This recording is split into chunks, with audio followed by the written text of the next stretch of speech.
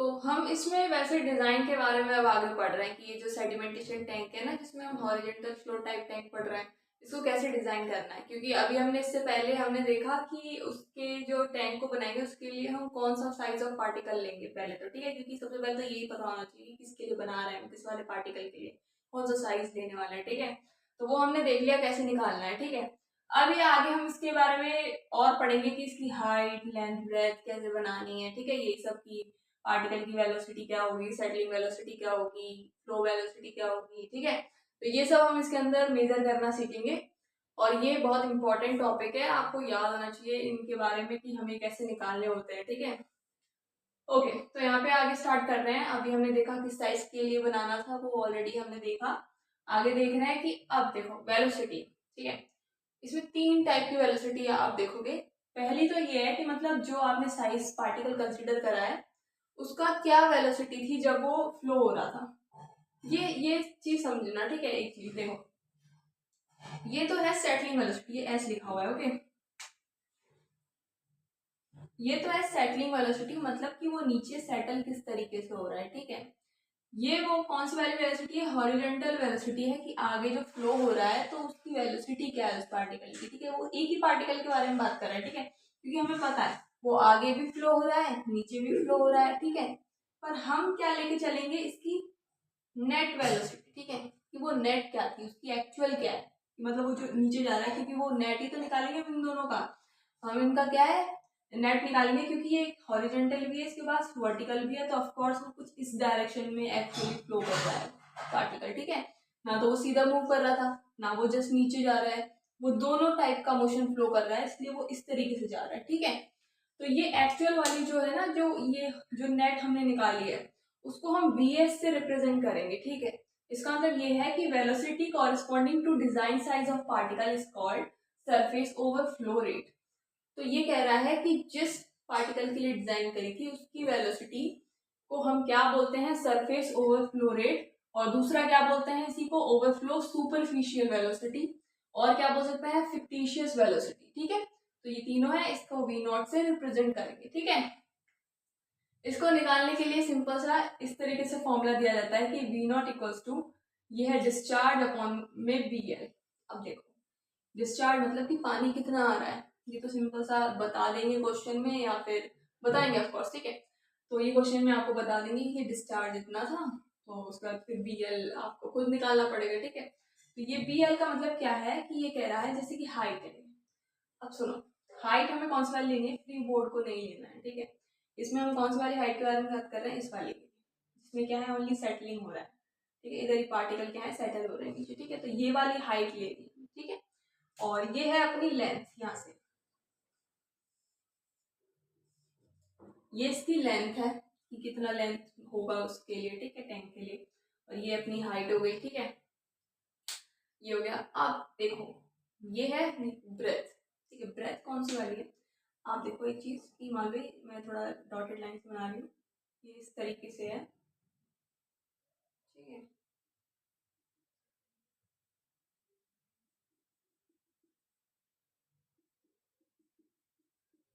ये पीछे back side, ठीक है। बैक साइड में ये है अपनी ब्रेथ,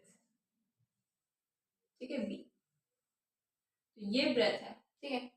तो ब्रेथ को किससे मल्टीप्लाई करना है, लेंथ से। इसका मतलब है नीचे अगर तुम देखो, नीचे भी कुछ इस तरीके से ही जा रहा होगा, ये इस तरीके से, इस तरीके से पीछे की साइड है ना। तो ये कह रहा है कि जो मतलब नीचे वाला एरिया, कि उसके लिए कितना आप एरिया दे रहे हो नीचे, बेस एरिया। तो ये बेस एरिया है, क्या है, क्योंकि ये क्या है, लेंथ, लेंथ इंटू ब्रेथ क्या है, अपना बेस एरिया है नीचे का, ठीक है। उससे डिवाइड करने पर जब आप डिस्चार्ज को उसके बेस एरिया से, टैंक के एरिया से डिवाइड करते हो, तो आपको ये क्या है, आपको इसकी वेलोसिटी मिलेगी, जिसको क्या बोल रहे हैं, सरफेस ओवरफ्लो रेट, ठीक है, या फिर ये सब, ठीक है। तो ये निकालने के लिए आपको ये बेस वाला एरिया से डिवाइड करना पड़ेगा, किसको, डिस्चार्ज को, कि कितना पानी आ रहा था, ठीक है। ये तो नॉर्मली एक्सपेरिमेंटली निकाला है कि ऐसे निकलता है, ठीक है। अब बाकी चीजें हम देखेंगे कैसे निकालनी है, ठीक है। आपको पता है इससे पहले वाले लेक्चर में हमने सेटलिंग वेलोसिटी के बारे में बात करी थी। तो वीएस से रिप्रेजेंट करते हैं सेटलिंग वेलोसिटी को, ठीक है। जिसको किससे कैलकुलेट करते हैं, बाय स्टोक्स लॉ। तो एक बार देखो कि कैसे निकालना था, वो मैंने ऑलरेडी वहां पे समझाया, ठीक है। तो मैं यहाँ नहीं समझाऊंगी इस चीज को। और देखो दूसरा हम क्या कंसीडर करके चलेंगे कि जिस पार्टिकल के लिए हम बना रहे थे वो तो चलो अज्यूम कर लिया, हमने देख लिया कि ऐसे करके हमें ये पार्टिकल निकालना है जिसके लिए डिजाइन करनी है, और हम मानेंगे कि वही पार्टिकल हम कहाँ से डिजाइन करके सोचेंगे कि हम सोचेंगे वो सबसे ऊपर है, सबसे ऊपर वाले के लिए। क्योंकि खुद सोचो, अगर हमने सबसे ऊपर वाले के लिए सोच के बनाया है इस टैंक को, ठीक है, पार्टिकल को, तो मान लो वो यहाँ के रिमूव हो रहा है, ठीक है, अगर कोई पार्टिकल इससे नीचे होगा, ठीक है, मान के चलो नीचे है, अगर मैं सिर्फ इस वाले पार्टिकल के सोच के बनाऊँ कि मैं नहीं यार सबसे टॉप वाले को नहीं लेके चल रही, मैं नीचे वाले थोड़ा नीचे भी अगर मैं लेके चलूँ तो मैं उसके लिए टैंक बना देती हूँ, ठीक है। अगर आपने ऐसे करा तो क्या होगा, मान लो ये पार्टिकल यहाँ आके रिमूव हो गया यहाँ पे, ठीक है, तो आप सोचोगे अरे इतना इतने में रिमूव हो गया, इसका मतलब मेरे को ये लेंथ लेनी है ना, इस लेंथ के लिए मेरे को ये टैंक बना देना है, ठीक है। बट एक्चुअली क्या होगा कि ये वाले पार्टिकल्स तो आगे जाके रिमूव होंगे, तो अगर आपने इतने से के लिए टैंक बनाया, इतना सा टैंक बनाया, तो ये पार्टिकल तो रह जाएंगे ना, फिर जो आप सोच रहे थे कि जैसे 500 mg पर लीटर आपको रिमूव करना था वो तो आप रिमूव ही नहीं कर पाओगे, ठीक है। तो हम मान चलेंगे कि हम सबसे ऊपर लेंगे इस पार्टिकल, जो जैसे आपने 4 mm साइज लिया तो वो आप सोचोगे कि मैं सबसे ऊपर ही रखूंगा, उसके बाद इसको बनाऊंगा, तो जिससे क्या होगा टैंक की एक्चुअल साइज जो आपको बनानी चाहिए जहां तक वो रिमूव हो जाए, तो उस तरीके से आपको बनाना है, ठीक है। तो आप मान के चलोगे particle is eight top of the tank, tank के टॉप में है वो पार्टिकल, ऐसा समझ के बनाना है इसको, ठीक है। कोई भी नीचे वाला पार्टिकल तो पहले ही रिमूव हो जाएगा ना, फिर तो छोटा टैंक बन जाएगा, फिर वो फुलफिल ही नहीं होगा, ठीक है। ओके, अब देखो time taken by this particle, this का मतलब वही जिस पार्टिकल के लिए आपने इसको डिजाइन किया है, to travel corresponding to flow. Flow आपको पता है हॉरिजॉन्टल है, लॉन्गिट्यूडनल फ्लो है इसके अंदर, ठीक है, सीधे सीधे जा रहा है, तो इसका मतलब ये कह रहा है कि टाइम कितना लगा उस पार्टिकल के लिए जब वो सीधे सीधे फ्लो कर रहा था। सीधे सीधे फ्लो अगर कर रहा है तो इसका मतलब हमें सीधे वाली वेलोसिटी लेके चलनी है, और सीधे वाली वेलोसिटी कौन सी है, VH या फिर VF, इसको कंसिडर करके हमें निकालना है, ठीक है। आपको पता है speed equals to distance upon time, ठीक है, ये आपको पता है, आपको टाइम के रेफरेंस में निकालना है, तो टाइम क्या हो जाएगा, time equals to distance upon speed, ठीक है। ओके, उसने बोला कॉरस्पॉन्डिंग टू फ्लो, मतलब ऐसे फ्लो चल रहा है उसके कॉरस्पॉन्डिंग टाइम निकालो, ठीक है, उस पार्टिकल का, ठीक है। तो कॉरस्पॉन्डिंग के लिए डिस्टेंस भी कॉरस्पॉन्डिंग फ्लो ही लेना पड़ेगा, ठीक है।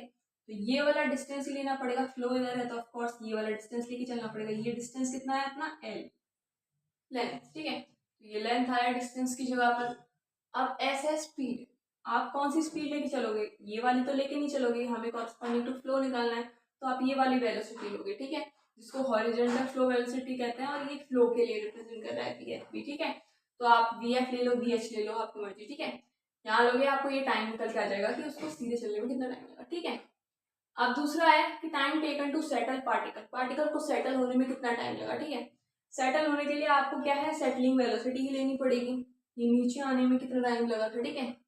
एक्चुअली वो दोनों में सीधे सीधे भी फ्लो नहीं कर रहा, वो नीचे भी फ्लो नहीं कर रहा, वो तो इस तरीके से कर रहा है, पर हम निकाल रहे हैं कि अगर पार्टिकल को नीचे आना है तो उसमें यहाँ से जैसे यहाँ तक आया, ऑफ कोर्स वो नीचे आया था ना, तभी तो इधर पहुंचा, नीचे आते आते इधर, तो वही निकालना है कि नीचे वाले के लिए कितना लगा, तो ये VS ही लेना पड़ेगा इसके लिए, ठीक है। तो स्पीड की जगह पे VS सेटलिंग वेलोसिटी लेनी पड़ेगी, और डिस्टेंस कितना चला उसने, ये वाला डिस्टेंस चला, वो कितना है आपका H, पार्टिकल यहाँ पे था ना कि यहाँ पर, ठीक है, यहाँ पर होता तो H1 लेना पड़ता, ठीक है, पर हमने पता है ये होता है, ये तो फ्री बोर्ड है, यहाँ पर कोई पार्टिकल ही नहीं है ऊपर, ठीक है, तो हम यहाँ से लेकर चलेंगे, इसकी हाइट होगी H, ये नीचे तक है, ठीक है, मतलब यहाँ ये स्लग जोन तक नहीं है, ये ओनली यहाँ तक है, ठीक है, ये H, तो यहाँ तक आपको H ले लिया, इसके बाद क्या है H से डिवाइड किया, तो आपको ये सेटलिंग टाइम निकल के आया, ठीक है। अभी बात बताओ, पार्टिकल यहाँ पे आया था तो उसने वो सीधा डिस्टेंस भी कवर करा, नीचे वाला भी कवर करा, और जब जाके यहाँ पे पहुंच गया, ठीक है। तो आपने देखा सीधे जाने में और नीचे जाने में उसको सेम टाइम लगा था जब यहाँ पे पहुंच गया था, ठीक है। तो एज हमें पता है कि जो फ्लो का जो टाइम लगा और जो सेटल का टाइम लगा वो दोनों का सेम था, तो आपने इन दोनों को क्या किया, इक्वेट कर दिया, ठीक है। तो इसको इक्वेशन 1 की तरह कंसिडर करेंगे, इसके आगे कैलकुलेशन देखते हैं। अब हम देखेंगे कि डिस्चार्ज कैसे निकालते हैं। वैसे तो मैंने बता दिया कि डिस्चार्ज अगर दे रखा होगा क्वेश्चन में मोस्टली दे देते हैं, अगर नहीं दे रखा होगा तो कैसे निकालना है, तो इनमें से कोई ना कोई चीज आपको दे रखी होगी। अगर डिस्चार्ज नहीं दे रखा हो तो ऑफकोर्स एरिया और वॉल्यूम निकालने के लिए आपको दे रखा होगा, ठीक है। तो डिस्चार्ज निकालने के लिए फॉर्मूला होता है Q equals to A into V। Area है और ये है वेलोसिटी। अब ये कौन सी वाली है? एरिया ये वो वाला है, जैसे वेलोसिटी तो ये वाली है फ्लो वाली, ठीक है, जो सीधे चल रही है, और एरिया लेना है उसी फ्लो वेलोसिटी के परपेंडिकुलर वाला, ठीक है। ये फ्लो वेलोसिटी है तो उसके और परपेंडिकुलर ये वाला एरिया है अपना, ठीक है, ये है, ये फ्लो कर रहा है पानी आपका, तो ये वाला है परपेंडिकुलर, ठीक है। तो परपेंडिकुलर टू फ्लो एरिया वो कौन सा होगा? ये है b into h. B into breadth into height को मल्टीप्लाई कर दोगे तो आपको ये परपेंडिकुलर वाला एरिया निकल के आ जाएगा। और v कौन सा है? फ्लो वेलोसिटी, ठीक है। मैं यहाँ पे पुट कर देती हूँ, ये थोड़ा छोटा है, देख लेना थोड़ा जूम करके। ये q है डिस्चार्ज, एरिया की जगह पे b इंटू एच, मल्टीप्लाई में v की जगह पे v है फ्लो वेलोसिटी, ठीक है। ये इस तरीके से इसको रीअरेंज कर दिया मैंने, v को vf को इधर रहने, इसको नीचे लेके आगे, इस तरीके से ये सेकंड इक्वेशन है, ठीक है। फर्स्ट इक्वेशन क्या थी कि जो सेटलिंग टाइम लग रहा था और फ्लो टाइम लग रहा था पार्टिकल को, वो दोनों क्या थे? इक्वल थे, तो ये फर्स्ट थी अपनी, ठीक है। तो मैंने देखा from equation first and second, मैंने देखा कि वी एफ की जगह पर अगर मैंने ये पुट कर दिया तो क्या निकल के आता है, ठीक है। From equation first and second मैंने इन दोनों को क्या है, यहाँ पे वी एफ की जगह पे जस्ट ये पुट कर दिया, बाकी सब सेम है, ठीक है। यहाँ पे मैंने वी एफ की जगह पर ये Q by v h put किया, ठीक है। वी एच ऊपर चला गया, एच से एच कट गया, जो बच गया उसको रीअरेंज करा तो इस तरीके से आ गया, ठीक है। तो ये स्पेसिफिक वैल्यू आपने जस्ट थोड़ी देर पहले देखी होगी, क्यू अपॉन में पी एल। ये कहाँ पे देखी थी आपने? Overflow rate, surface overflow rate में हमने देखा। वो कौन सा वेलोसिटी थी, कौन सी थी? जिस पार्टिकल के साइज के लिए आप उस टैंक को जो बना रहे थे, ये उसकी वेलोसिटी थी वी नॉट।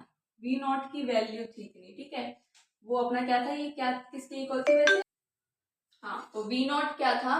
वी नॉट वो वेलोसिटी है उस पार्टिकल की जिस पार्टिकल के लिए आपने उस टैंक को डिजाइन करा था, ये उसकी एक्चुअल वेलोसिटी थी, ठीक है। उतनी वेलोसिटी होनी चाहिए उस पार्टिकल की सेटलमेंट के लिए, ठीक है। तो ये कह रहा है कि वी एस जो है सेटलिंग वेलोसिटी भी उतनी होनी चाहिए एटलीस्ट। एटलीस्ट का मतलब ये है कि अगर उसकी वेलोसिटी इतनी हुई तो वो पार्टिकल सेटल होगा। उससे ज्यादा हो गई मतलब वी नॉट से ज्यादा हो गया, इसका मतलब और जल्दी सेटल होगा। ये वी एस वी नॉट से ज्यादा हो गया तो ये और जल्दी सेटल होगा, ये उससे पहले ही सेटल हो जाएगा। तो कंडीशन ये होनी चाहिए कि जो आपकी सेटलिंग वेलोसिटी आए वो वी नॉट के या तो इक्वल होनी चाहिए या तो उससे ज्यादा होनी चाहिए, तभी क्या है सेटलमेंट होगा पार्टिकल का, और यही हम चाहते हैं। तो ये बता रहा है कि वी एस की वैल्यू इतनी होनी चाहिए, ठीक है। तो इस तरीके से हम निकाल के हम वी एस निकाल सकते हैं सेटलिंग वेलोसिटी, ठीक है। तो v s equals to v not है, यहाँ पे हमने देखा if any particle whose velocity is equal or more than q by vl then it will settle down, ठीक है। अगर कोई भी पार्टिकल है जिसकी वेलोसिटी या तो इसके इक्वल हो या तो इससे ज्यादा हो तो वो पार्टिकल क्या है, सेटल हो जाएगा, ठीक है। तो कोई भी पार्टिकल जिसकी वेलोसिटी एस मान लो यहाँ पे, ठीक है, ये सेटलिंग वेलोसिटी के लिए कह रहा है वैसे, क्योंकि सेटलमेंट ही कराएगा वही सेटलिंग वेलोसिटी, तो ये उसी बारे में बात कर रहा है कि वी एस उससे इक्वल या इसके इक्वल होता है, वी नॉट के से बड़ा या तो इसके इक्वल होगा तो क्या होगा, सेटलमेंट हो जाएगा, ठीक है। तो ये है, इसके आगे देखते हैं। तो इसकी क्या डिजाइन क्राइटेरिया है वो देखते हैं कि हमें सिंपल सा हमारा एम क्या है कि मैक्सिमम से मैक्सिमम हमें पार्टिकल्स रिमूव कर रहे थे, ठीक है। तो इसका एम है मैक्सिमम रिमूवल ऑफ पार्टिकल्स, ठीक है।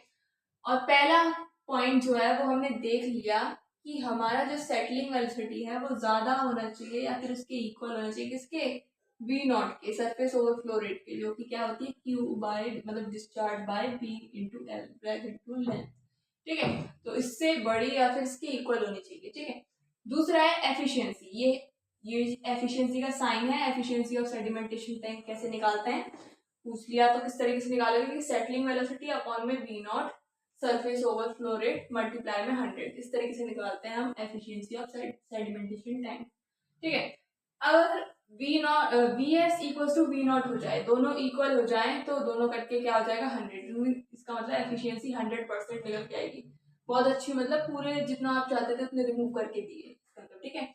दूसरा है अगर वी नॉट कम हुआ, वी नॉट ये जितना कम होगा तो उतनी बड़ी वैल्यू आएगी, ठीक है। तो एफिशिएंसी उतनी बड़ी आएगी, ठीक है। तो यही कह रहा है कि वी नॉट जितना कम हुआ तो एफिशिएंसी बढ़ जाएगी। यही हमारा एम है, ठीक है, कि हमें ऐसा ही करना है कि वी नॉट कम से कम हो और ये ज़्यादा निकल के आए फिर पूरी एफिशिएंसी।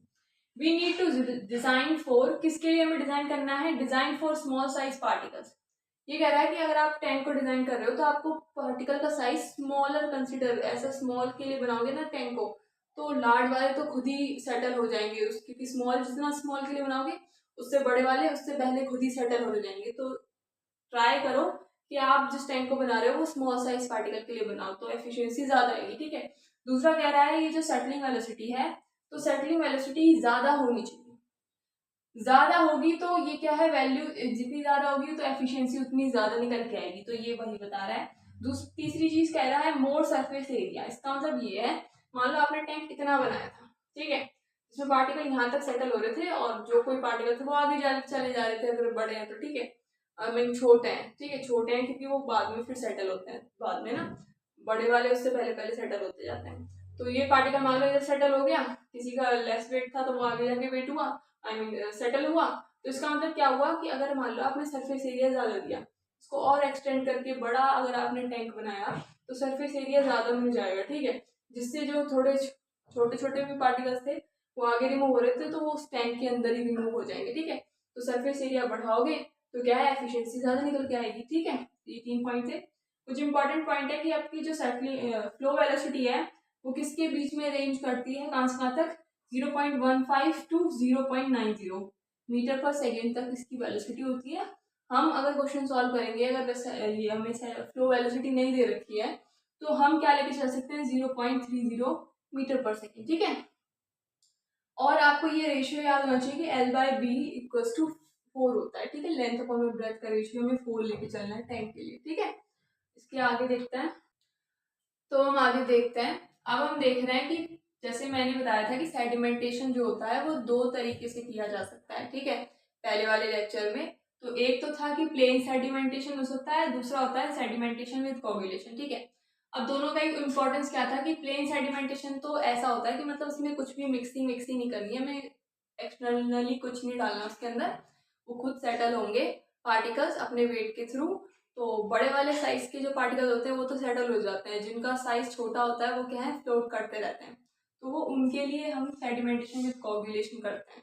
जो पार्टिकल जो थोड़े तैरते रहते हैं, सेटल नहीं हो पाते क्योंकि उनका वेट क्या होता है, कम होता है, ठीक है। तो हम इसमें क्या है, एक कोगुलेंट मिला देता है, कोगुलेंट, ठीक है, जिससे क्या होता है कि वो सारे पार्टिकल जो छोटे छोटे होते हैं उनको बाइंड कर लेता है, तो बड़ा साइज बना देता है, जिससे वो हैवी हो जाता है, फिर सेटलमेंट ईजी हो जाता है उनके लिए, ठीक है। तो ये इसका प्रोसेस है, आगे और अच्छे से समझाऊंगी मैं इसको, ठीक है। तो इसके बारे में थोड़ा जानकारी है जो हम देखते हैं क्या है कि प्लेन सेडिमेंटेशन में रिटेंशन टाइम, इसको रिटेंशन टाइम कुछ बोल दो। तो इसमें क्या है कि आप प्लेन सेडिमेंटेशन जो कराओगे उसके लिए कितनी देर के लिए कराओगे, तो वो होता है 4 to 8 आवर्स के लिए, ठीक है। और ओवरफ्लो रेट आपको V0 या फिर VS कह लो, क्योंकि हमें पता है VS इससे बड़ा है, इसकी इक्वल होना चाहिए, ठीक है। तो ये कह रहा है कि ओवरफ्लो रेट V0 कितनी होनी चाहिए, वो होनी चाहिए 12,000 से 18,000 लीटर पर मीटर स्क्वायर पर डे, ठीक है। अगर आपको ये आर के फॉर्म में देना होगा तो आप इस फॉर्म इतनी वैल्यू दोगे, ठीक है। आर मतलब डे को, फर्स्ट डे को चेंज करना है आवर्स में, तो क्या करोगे आप 24 से डिवाइड कर दोगे इसको, तो ये वैल्यू निकल के आएगी, ठीक है। फिर है आपको अगर मान लो इसको मीटर क्यूब में देना है, नॉट इन लीटर, तो आप क्या करो 1000 से डिवाइड कर दो, तो ये 12 and 18 आ जाएगा, ठीक है। तो इसके बीच में इसकी वैल्यू रेंज करती है इसकी ओवरफ्लो रेट की फॉर प्लेन सेडिमेंटेशन।